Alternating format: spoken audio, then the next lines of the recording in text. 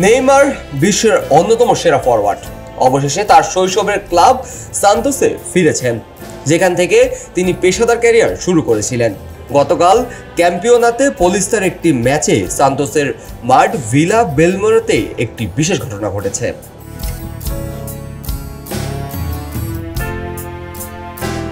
বিশ বছর বয়সী অ্যাটাকিং মিডফিল্ডার গ্যাব্রিয়েল বোনতেম্পো, যিনি নেইমারের বড় ভক্ত, দ্বিতীয়ার্ধে কোচের ডাকে খুশি মনেই মাঠ ছাড়েন তিনি, আর তার জায়গায় বদলি হয়ে নামেন নেইমার। এটি ছিল 12 বছর পর সান্তোসে নেইমারের প্রত্যাবর্তনের ম্যাচ, যা পুরো ম্যাচেই একটি আবেগঘন পরিবেশ তৈরি করে। বোনতেম্পো এই মুহূর্তটি নিশ্চয়ই সারা জীবন মনে রাখবে।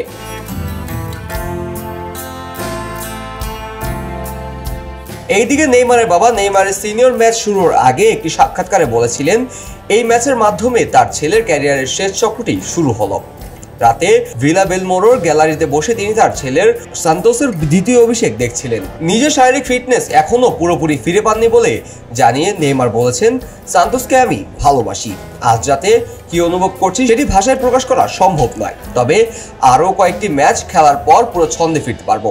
নেইমার 2013 সালে সান্তোস ছেড়ে বার্সেলোনায় যোগ দেন এবং এরপর 2017 সালে প্যারিসের সেন্ট জার্মেনিতে বিশ্ব রেকর্ড গড়ে যোগ দেন। পরবর্তীতে সৌদি আরবের ক্লাব আল হিলালে খেলেন এবং এখন আবারও সান্তোসে ফিরে এসেছেন।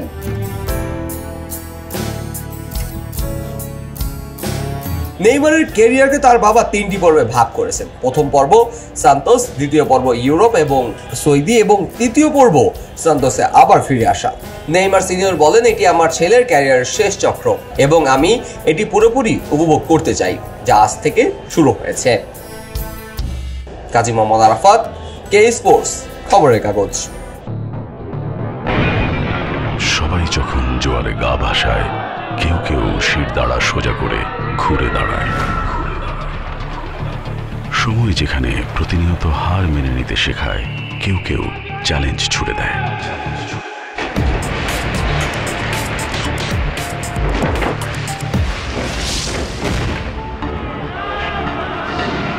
পক্ষপাতের ভিড়ে আজ থেকে কোনো পক্ষ নয়, খবর হবে নিরপেক্ষ।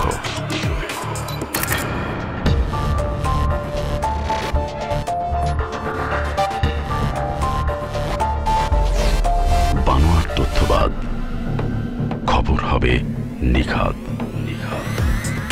ভেঙে গুজবের শিক, খবর হবে নির্ভীক। এলো মুক্ত চিন্তার স্বাধীন দৈনিক খবরের কাগজ। এখন খবর হবে নিখাত, নির্ভীক, নিরপেক্ষ।